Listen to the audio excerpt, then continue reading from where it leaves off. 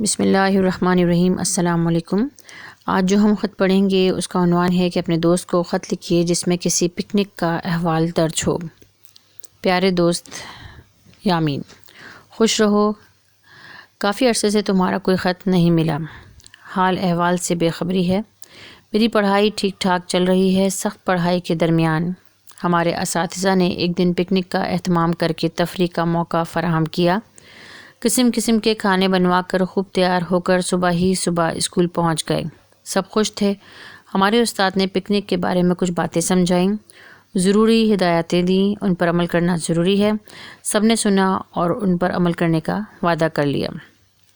مقررہ وقت پر بس اسکول سے روانہ ہوئی اور 1 گھنٹے کے سفر کے بعد ہم ساحل سمندر پر کھڑے تھے۔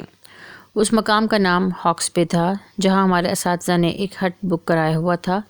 تمام طالب علم خوشی سے ہٹ میں داخل ہو گئے اور اپنا سامان وہاں رکھ کر نہانے کے کپڑے پہن کر سمندر کی جانب جانے لگے تو اساتذہ نے انہیں روک کر پھر ضروری ہدایت دیں۔ سمندر کے کنارے تمام طلبہ نے خوب موج مستی کی، خوب نہائے۔ بچوں نے کافی دیر تک سمندر کے پانی میں رہ کر خوب انجوائے کیا۔ دوپہر کا وقت قریب آیا تو بھوک ستانے لگی۔ اساتذہ نے سب کو ہٹ میں جمع ہونے کو کہا۔ سب وہاں پہنچے تو کیا دیکھتے ہیں ایک بڑا دسترخوان بچھا ہوا ہے۔ ہم سب نے اپنے اپنے کھانے کا سامان نکالنا شروع کیا اور چھوٹی چھوٹی ٹولیاں بنا کر بیٹھ گئے۔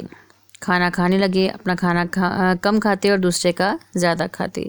اسی طرح سب کا کھانا ختم ہو گیا۔ پھر کولڈ ڈرنکس کی باری آئی۔ تھوڑی دیر میں سستا کر دوبارہ تازہ دم ہو گئے۔ اب کے دوستوں نے فٹ بال نکال لی، کچھ نے کرکٹ کا سامان۔ نہانے کے ساتھ ساتھ یہ کھیل بھی شروع ہو گئے۔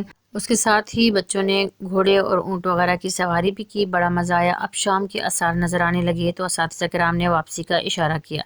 سب نے ہٹ پہنچ کر اپنا اپنا سامان سنبھالا، بس میں بیٹھے اور بس میں بھی ہنسی مذاق کرتے ہوئے 1 گھنٹے میں اسکول پہنچ گئے۔ وہاں سے سب اپنے اپنے گھر۔ امید ہے کہ تم بھی اپنی پڑھائی کے دوران کوئی تفریح اور پکنک کا موقع ہاتھ سے جانے نہ دو گے۔ اس طرح تعلیم کی بوریت اور یکسانیت ختم ہو جاتی ہے۔ اس خط کا جواب جلد دینا، انتظار کروں گا۔ فقط تمہارا دوست ا ب ج کراچی۔